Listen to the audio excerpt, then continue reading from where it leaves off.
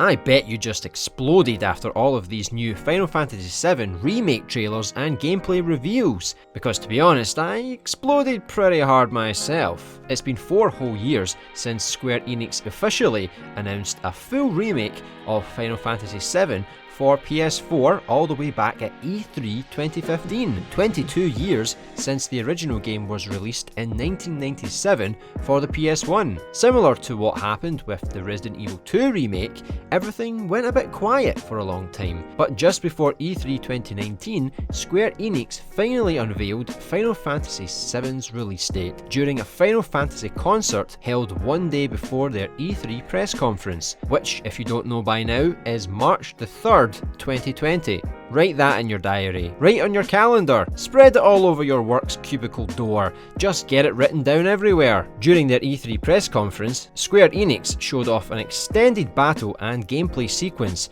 as well as revealing what fan favourite character Tifa would look like. I know a lot of fans were screaming over this reveal, but for me, I'm more level-headed. She looks great and graphically superior as expected, and that's good enough for me. In the extended trailer, it had also shown Cloud, Barret, and many more characters during the bombing mission at the very beginning of the game, which is a pretty iconic part of the game. And not just because it's at the beginning, the place everyone is guaranteed to play. I thought the end of the trailer was a little strange and unpredictable, as Aerith and Cloud are surrounded by a strange black smoke. It just shows that this really is a brand new reimagining of the game, so even older fans like myself should be kept on our toes throughout. The boss battle was electrifying, and the battle system in general just looks so smooth and exciting. If the original game put you off due to the fact that it had an old school turn-based battle system, well, perhaps this modern change can get you into what is arguably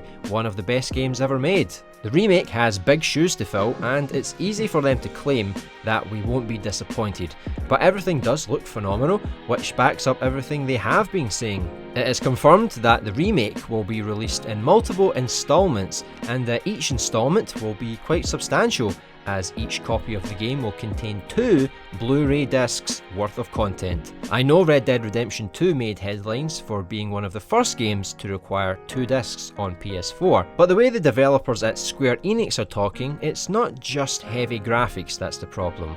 It's that there's simply so much content that it becomes effectively more than a single game. But this is simply my interpretation, as it's yet to be confirmed exactly why it requires 2 discs. What we do know is that the first lengthy installment will be set in the eclectic city of Midgar and presents a fully standalone gaming experience, massively expanding on the first segment of the original game. This won't be music to everyone's ears, as there are concerns about when exactly the full set of games will be available, how long between each release, and if the quality will remain as high throughout. Also, how will it work once the PS5 is released, as we will have the games spread between 2 consoles. I know that the PS5 is backwards compatible, so it wouldn't be the worst thing in the world, but it does seem likely that the game will improve graphically and performance-wise as the later installments release on the PS5.